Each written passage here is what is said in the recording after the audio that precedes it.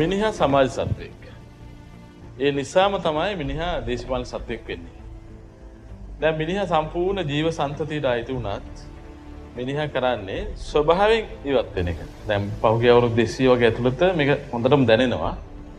මිනිහා ස්වභාවිකත්වයෙන් ඉවත් වෙනවා. හැබැයි කැලතක් හැටියට සමාජයක් හැටියට ජීවත් වෙනවා. හැබැයි ඒගොල්ලන්ගේ අතීතය ගත්තොත් විවිධ සංස්කෘතීන් වලට අයිති. දැන් සමාජ සත්වයෙක් වූ නිසාම එහෙම නැත්නම් දේශපාලන සත්වයෙක් වූ නිසාම මිනිසක් කැඳවාගෙන යන්න පුළුවන්. ඒතර මේ කැඳවාගෙන යාම බොහෝ විට අපිට දකින්න හම්බෙන්නේ විශේෂයෙන් බටහිර විද්‍යාව, බටහිර සමාජයේ මගින්. එතකොට ඔවුන්ගේ කුෂ්කර්මය හරහා, ඔවුන්ගේ ඇඳුම් පැළඳුම් හරහා, ඔවුන්ගේ ආහාර හරහා, ඔවුන්ගේ අධ්‍යාපනය එහෙම නැත්නම් භාෂාව මේ සියල්ල හරහා කිසියම් සමාජයක් කැටුව යනවා.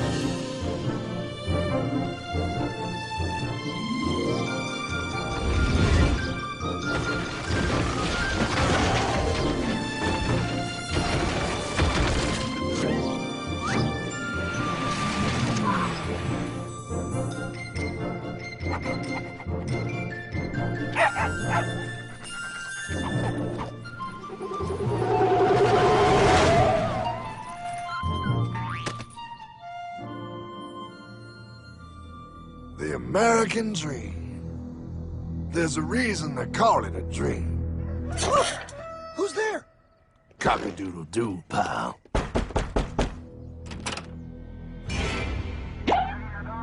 No, no, no, no, no! I don't have any more money! My job sucks right now, please! I'll have more money next month! You can't take my house! Is that your signature? Oh, okay, well, just help me work something out, okay? I mean, you said I'm a good credit guy, right? I mean, hey, wait! My dog is in there! No! Don't take my dream! මේ කැටුයාම සඳහා මාධ්‍ය හැටියට පාවිච්චි කරන්නේ විශේෂයෙන් අධ්‍යාපනය. ඒකම අනිත් තාක්ෂණික කටයුතු. ඒ කියන්නේ ප්‍රවාහනය, ඒකම කුෂ්කර්මය සඳහා පාවිච්චි කරන වෙනත් අංගෝපාංග. එතකොට මේ අනුව මිනිස් සත්වය එහෙම නැත්නම් සමාජය කැඳවාගෙන යන්නේ කාගේ හරි උවමනාවක් වුණු දිශාවකට. දැන් මේක දකින්න හම්බ වෙනවා විශේෂයෙන් ගත්තොත් අපේ සමාජයේ බොහෝ විට විශේෂයෙන් ලාංකීය සමාජය ගත්තොත් එහෙම මේක දකින්න හම්බ වෙනවා අපේ කෑම පැත්ත එහෙම නැත්නම් අපේ කුෂ්කර්මය. කුෂ්කර්මය කවුරු හරි විසින් කැඳවාගෙන යන ගමනක් ගිහිල්ලා තියෙනවා. දැන් මේක දකින්න අය ඉන්නවා. විශේෂයෙන් ගත්තොත් ස්ථාවර කුෂ්කාර්මික සමාජයක ගොඩනැගුණු ශිෂ්ටාචාරයේ දැනුවත් මිනිස්සු දැන් හඳුනාගෙන තියෙනවා අපි කොහොම හරි වෙන පැත්තක කුෂ්කර්මය ගෙන යනවා කියලා. ඒ කියන්නේ වෙන විදිහකට ගොත් එම කුෂ්කර්මය අපේ ආහාර නිෂ්පාදනයේ පීලිපැන්න කියලා හඳුනාගෙන ඉන්නවා අපේ පැරණි. විශේෂයෙන් අපේ පැරණි. ඉස්සර පාරම්පරික වී වර්ග කරාම ගෙඩි කටු ටිකක් ගෙනල්ලා වී එක්ක කලවම් කරලා ඉහිණක තමයි කරන්නේ. ඉතින් ඒ කාලවල වල රජයෙන් නියම කරලා තිබුණා ඉඩම් වල පොහොර වලක් සකස් කර ගන්න ඕන. ඒක පොහොර ගන්න මෙතනින් පොහොරට වතුර දෙන්නලා කරනවා යහන මුළු වෙලටම පොහොර. අරනෝක දැන් කොම්පෝස්ට් එක මම කරන්නේ මේක තාගමනක ඊයක් ගන්න ඕනේ. පොඩි ගහනකොට අර කොම්පෝස්ට් එක ගනනලා මේ වලේ පොරවන. පොරවන මේකට වතුර මේකට කපලා තොර පොර ගන්න කාලයක් යන්නේ. ඒ පොහොරවල එතකොට ඒකට ආධාරකින් ඒ කාලවල වල දීලා තියෙනවා. ඒ පොහොරවලේ අර ගොම කොලාතු ඒව ඔක්කොම දාලා හදාපු පොහොර ගෙනිහිල්ලා ඉනවා ගෙඩි කටු කලවම් කරලා වී. එච්චර තමයි ඒ කාලෙදි. ඉතින් පාඩුවේ නැති වෙන්නේ කියන්නේ දැන් තනකොළ වලට බෙහෙත් ගන්න ඕන ඊළඟට ගොයම් පැල කාලෙදී ගොබ සුදු වෙනවා කියලා ආයි බෙහෙත් ගන්න ඕන. ආයිමත් ඊළඟට පණු රෝගේ කියලා ආයි ගහනවා. ආයිමත් ඊළඟට පූදිනකොට බෙහෙත් ගන්න ඕන. අපිට කියලා තියෙන්නේ බෙහෙත් ගන්නවා කියලා. නමුත් ඇත්තටම බෙහෙතක් නෙවෙයි ගහන්නේ වහ ගහන්නේ. මේක වස කියන වචනේ අපි පාවිච්චි කරලා තිබුණා නම් මේක අපි මොනම හරි ආවේගයක් වෙලා අතට ගන්නකොටම අපේ යටිහිත කියනවා මේ වස කියන වචනේ. They are trying to take control of the entire food system, the entire seed supply, and the US government. This means that almost all of the food you see in a typical grocery store is pure poison. Think about your family and children who are all consuming this. So how is this being allowed to happen? It's simple. Because the US government only serves their corporate masters and not the people. They don't care about you. They don't care. ඒ වගේ ඉතින් වස බෙහෙත් වලට මේ යනවා රුපියල් 10-12,000ක්. ඉතින් ආදායම අන්තිමට ගණන් බැලුවට පස්සේ ජීවල වටිනාකමේ හැටියට පාඩුයි. දැනටත් අපිට මේ කිසිම පාඩුවක් නැහැ මේ පාරම්පරික වී වැඩ කරන එක. මේක මේ දැනුවත්භාවය ඇති වෙන්න ප්‍රධාන ලක්ෂණය තමයි ඔවුන්ට පුළුවන් අර සමාජයේ කැඳවාගෙන යන ප්‍රවාහයෙන් එළියේ සිටපු හින්දා අය එහෙම නැත්නම් විධිමත් අධ්‍යාපනයෙන් බැහැරව ඉන්න අය හොඳටම දකිනවා මේක වැරදි ගමනක් මේක කැඳවාගෙන යන වෙනත් උවමනාවක් සඳහා යන ගමනක් කියලා. ඒක ඉතින් කියන්නේ සීයලාගේ කාලෙන් තාත්තලා කරා තාත්තලාගෙන් කාලෙන් අපි කරා දැන් ඉතින් අපේ කාලෙන් පස්සේ අපේ දරුවන්ගේ කාලේදී තමයි ඕක හුඟක් දුරට මේ බැහැරව යන කතිය තියෙන්නේ. බැහැරව යන කතිය තියෙනවා කියන්නේ ඒක දැන් මගේ අය නම් ඉතින් සාමාන්‍ය කුඹුරු වැඩ කිරීමට ඔය මොනවා හරි ටිකක් හිතව ගැනීමට ඒවට යෙදෙනවා. ඒ වුණාට දැන් හුඟක් කවුල් වල මේ දැන් ඉන්න අයගේ දත් පරම්පරාව ඊගාන කොහෙත්ම උනන්දුවක් නැහැ. උනන්දුවක් නැහැ කියන්නේ ඉතින් උනන්දු වෙන්න වෙලාවකුත් නැහැ ඒගොල්ලෝ. ඉතින් අපි කිව්වම උරුකොටලා දෙන්නත් මේ පිටරට ගිහිල්ලා ගන්න සල්ලි මිලමුද. මේවා ඉතින් උඹලා නැමිල ඔය කර හිටපල්. අවදා කොට එන්න. අපට ඒවට කතා කරන්න බෑ අපි යනවා. ඉතින් උඟා දෙනෙක් මඩට කම්මැලි. මඩට තමනිකා දැන් ඒක ගාමන්ට වලට කොටසක් යනවා වෙනි පිටකට කොටසක් යනවා ඒ වගේ විවාදිකට මේක මඩනේ ගෑවෙන කර්මාන්ත සඳහා හුඟක් දෙන වියද වෙනවා. ඉතින් කොයි දෙයක් යන්න කියන්නේ උදේට ඉස්කෝලේ ගියාම දෙක විතර වෙලා ගෙදර එනකොට කන වඩන්නෙත් නැහැ නපන වඩන්නෙත් නැහැ ආයිමත් ඊළඟට පන්ති. ඒ පන්ති ගියාම ආයිමත් 5ට 6ට එන ළමයි ඉන්නවා. පන්ති 3ට 4ට එන්නේ ඉඳලා. ඉතින් එහෙම වුණාම ඒ ළමයින්ට දෙමව්පියෝ කරන දේ ගානේ අත්දැකීමක් කවදාවත් ඇති වෙන්නේ නැහැ. එතකොට ඉස්සර අපි ඉස්කෝලේ යන කාලේදී අපිට වතු වැඩ කියලා අල වර්ග හිටවන්න එළවලු හිටවීම කුඹුරු වැඩ කිරීම කියන්නේ ඉස්කෝලෙන් ළමයි දෙනවා යම් කිසි ගෝල් මහත්තයෙකුගේ කැල හිටවනවායි මෙහෙම කරනවා කිව්වොත් ළමයි දෙනවා. ඉතින් ඒ ළමයින්ට අර කුඹුරු මේ කිරීම ගානේ යම් කිසි උනන්දුවක් ඇති වෙනවා අර විනෝදාත්මක ගතිය නිසා වෙයි. අද ඒ වගේ තත්ත්වයක් කොහොමදවත් නැහැ. ඉස්කෝලවල පුහුණු කරන්නේ නැහැ. දැන් අපි වැරදි පාරකට තල්ලු කරලා වැරදි පාරේ බොහෝ දුර ගිහිල්ලා ඒ වැරදි පාරෙන් අපිට ලැබෙන අයහපත්කම් කටුකොහල් අපේ කකුලේ කටු වෙනවා. මිනිස්සු මහන්සියලා වැටෙනවා. ඒ කියන්නේ පාර වැරදි කියලා හොඳටම දැන් දන්නවා විශේෂයෙන් අපේ ආහාර නිෂ්පාදනය. අරක තමයි ඉතින් ළමයි ගෙදරක දොරක ඉඳලා ඕන සාමාන්‍ය දෙමව්පියෝ කරන දේවල් වලට දැන් කුඹුරකට බහින්න තරුණ කෙනෙක්වත් මේ කම්මැලි. ඉතින් එහෙම දිගින් දිගටම දැන් තවත් අවුරුදු 5ක් ඔය ක්‍රමයටම යනකොට ඉවර වෙලා කුඹුරු කරන්න අන්තිමට කෙනෙක් නැති. ආහාර නිෂ්පාදනය වෙසින්විසි කටයුත්තක් නෙවෙයි. මුළු මහත් ජනතාවගේ සෞඛ්‍ය තීරණය කරන කටයුතු. මාවි දියගැඩියා පාලනය සඳහා යෝග්‍යයි කියලා කැඳ දීමට පට්පන්න දීමට ඒ වගේ හොඳයි කියලා ඉවර වෙලා තීරණය කරගෙන තිබුණා.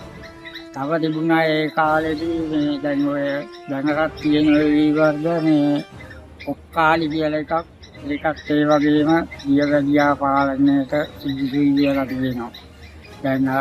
දැන් සුවඳෙල් කියන හාල ඒකත් දියගැඩියා පාලනයට කියලා තියෙනවා.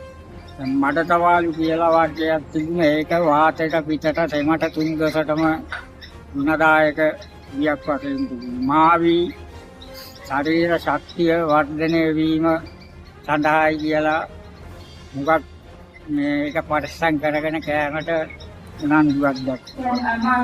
කතා කරන්න කැමති මේ පාරම්පරික දැනුම සම්බන්ධව ඖෂධ නිර්මාණ පිළිබඳ මේ සහල්වල සහල් ප්‍රභේද රට තුළ වැඩියෙන් වගා කරමින් විද්‍යාල ගුණා තිබ්බා. සමහර සහල් ප්‍රභේද රට තුළ වැඩියෙන් වගා කරා මිනිස්සු ගන්නවා. ඒ වගේ මේ විශේෂම මේ පෝෂණ ගුණ සම්බන්ධව මේ පාරම්පරික දැනුම තිබ්බ කරුණින්ද. ඒකට මේ මාමි කියන එක දියවැඩියාව මලබද්ධ ස්ථූලතාව පාලනයට සුදුසුයි කාය ශක්තිය වඩවනවා කියලා තියෙනවා.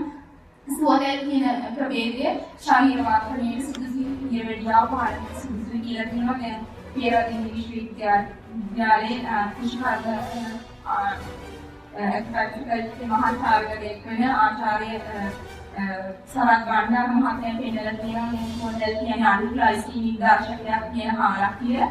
ඇත්තටම අඩු ග්ලයිසීමික් දාර්ශනිකයක් කියන මේ සහල් ප්‍රභේද දියවැඩියාව පාලනයට සුදුසුයි. දැන් මේ කණ්ඩු කියන ඒවා කාය ශක්තිය වඩන ශරීරගත විෂමාර්ථනය කරනවා. කියන්නේ ඉතින් දුටුගැමුණු රජුගේ කාලේදී අනුරාධපුර පුඹුරු යායවල් ඡේදම කළු හීනටිනේ වගා කරලා තියෙන්නේ. මේ යුද බටහිරට කන්න දෙන්නේ. ඉතින් ඒ වගේ ඒ ධාන්‍ය වලින් හැම වර්ගයකම ගුණාත්මක භාවය තිබුණා. එතකොට අපි මේ සහල් වල නියුටන් ලබාගත් නිස්සාරණ අපිට යොදාගත්ත මේ පරීක්ෂණ වලට අපි යොදාගත්තේ මිනිසුන්ගේ හියුමන් මිනිසුන්ගේ ලබාගත්ත පිළිකා සෛල. අපිට ඒ පිළිකා සෛල පරීක්ෂණාගාර තුළ ගුණණය කරන්න පුළුවන්. අපිට පේන මේ පේක්ෂ තියෙනවා. එහෙනම් අපිට පරීක්ෂණාගාරය තුළ මේ පිළිකා සෛල ගුණණය කළා මේ සහල් වලින් ලබාගත්ත නිස්සාරණ දෙන්නා අපිට තේරුණා මේ සහල් වර්ගවල පියයු පිළිකා, ආමාශ පිළිකා, ආහාර මාර්ග ආශ්‍රිත පිළිකා, පෙනහළු පිළිකා, ගර්භාෂ පිළිකා කියන ඒවා පාලනය කරන්න සුදුසු ක්‍රියාකාරී සංඝටක මේ වගේ තියෙනවා කියන එක. එතකොට අපි මුලින්ම මේ ෆුඩ් එක කියන්නේ මුලින්ම ලබාගත්ත නිස්සාරණය දාගත්තේ. හැබැයි මේ නිස්සාරණ අවුරුද්දකට අපි ක්‍රියාකාරී සංඝටක කියන ඒවා විදිහට වෙන් කරගෙන ගියා. එතකොට තේරෙනවා මේ වෙන් කරගෙන යනකොට ඒ ඉස්සරහට තවදුරටත් ඒ ක්‍රියාකාරීත්වය වැඩි වෙනවා. කියන්නේ ඇක්ටිව් කම්පවුන්ඩ්ස් අපිට බෙහෙතක් දක්වා අයිසොලේට් කරගන්න අවස්ථාවක් තියෙනවා.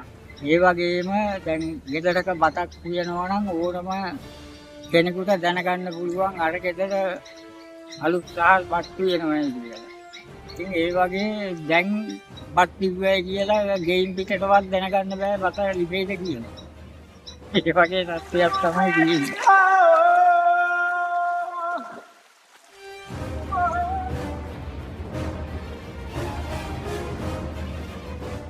එතකොට මේ පාර වැරදුනාම දැන් මොකද අපි කරන්නේ? එහෙනම් අලුත් පාරක් හොයාගන්න. දැන් අපේ දිග්ග ශිෂ්ටාචාරයේ අනිවාර්යයෙන්ම අපි ළඟ අලුත් පාරක් එහෙම නැත්නම් මේ ගමන් කළ පාරේ නිවැරදි මාවතක් අපි ළඟ තියෙන්න ඕන. මොකද අපි මෙතෙක් දුර ආ මිනිස්සු. මේ සඳහා යුරෝපයේම යෝජනා කරනවා. අපිට තියෙනවා ක්‍රමෝපායන් 3ක්. එකක් තමයි සාම්ප්‍රදායික දැනුම. අනික තමයි වෙනස් වීම සඳහා යෝග්‍ය මනසක් සහිත මිනිස්සු. විශේෂයෙන් ගත්තොත් තරුණ මනස. අනිත් එක තමයි මේ ජීව ලෝකයේහි අපි ළඟ තියෙන අතේ ඉතුරු වෙලා තියෙන ඥානස. ඒක වෙන්න පුළුවන් සත්ත්ව, වෙන්න පුළුවන් සාක. ඒතර මේ වලින් තමයි මේ ලිප්කල් තුනෙක්. එහෙම නැත්නම් මේ ප්‍රධාන අංග තුනෙන් තමයි අපි ගැලවෙන්නේ. අපේ ලංකාවේ බීජ වර්ග 3000ක් පමණ පැරණි බීජ වර්ග තිබුණයි කියලා පොතපතේ සඳහන් වෙනවා. නමුත් දැන් මේ 3000න් අපි නාමිකව යන්තම් හඳුනගෙන තිනවා 1487ක්. ඒ නාමිකව හඳුනාගත්තත් අපිට ප්‍රායෝගිකව මේන් දැන් හඳුනා ගන්න ලැබිලා තියෙන බීජ වර්ග 269ක් පමණ.